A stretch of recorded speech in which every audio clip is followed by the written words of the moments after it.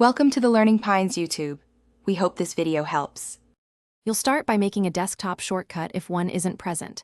Find Excel, exe under Program Files, or right-click Excel in Start and choose Create Shortcut. Place it on the desktop. Once done, get your replacement icon ready. ICO file sized for high DPI, ideally 256x256 for crisp display.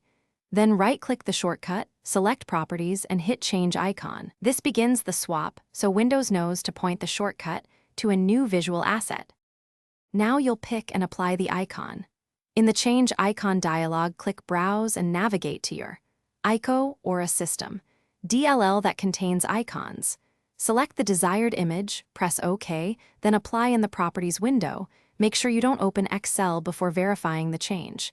If you only have a PNG or JPG, convert it to ICO with a quick converter so Windows accepts it. This ensures the shortcut metadata references a valid icon file and updates correctly on the desktop. Finish by refreshing the desktop or restarting Explorer so Windows reloads icons.